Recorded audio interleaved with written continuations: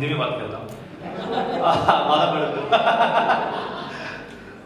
खरं तर मी माझ्या मातृभाषेत फिल्म करतो असं मला हरकत नाही आता, कारण की माझ्या आईवडिलांची जी भाषा आहे ती तेलुगू आहे.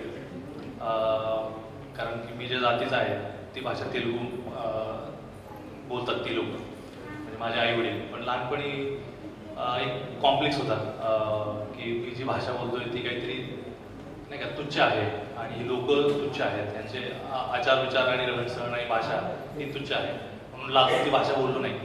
आणि मी परत मराठी सुरू झालो, हिंदीत बोलतो म्हणून.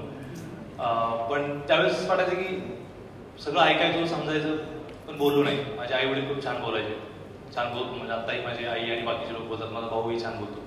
तुलनेनं माझी भाषा इतकी चांगली नाही तेलुगू, कारण की कॉम्प्लेक्स होता. पण नंतर जेव्हा कळायला लागलं तेव्हा कळलं की एका भाषेला मुकलो, आणि एका भाषेला मुकणं ही खूप मोठी गोष्ट आहे कुठल्याही भाषेला. कारण भाषा घडायला एक मोठा कितीतरी मला माहीत नाही हजारो वर्षाचा काळ कदाचित खर्च पडत असेल.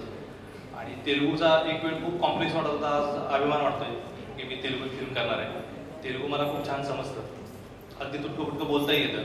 पण मला वाटतं या निमित्ताने मी तेलुगू एकदम फ्लुएंट शिकीन पण, आणि मला खूप भारी वाटतंय. आणि मला बरेच जण म्हणायचे नागराज म्हटले की साऊथचाच माणूस आहे असं वाटायचं. मुझे समझ नहीं वैसे भी, मैं फिल्म फेस्टिवल के लिए जाता था तो नागराज हैदराबाद में या आंध्र में जहाँ भी जाता था तो मुझे उनको लगता था कि हमारे डायरेक्टर, तो सीधा मेरे से तेलुगु या तमिल पे बात करना शुरू कर देते थे.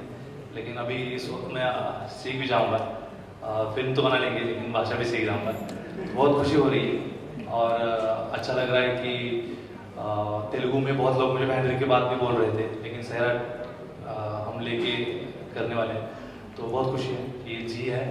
अब एक नए एक बहुत इतने नामचीन प्रोड्यूसर है और आशा करता हूँ कि हम बहुत अच्छा काम करेंगे और सैराट तेलुगु में भी सेम रिजल्ट आएगा. झी 24 तास रहा एक पाऊल पुढे.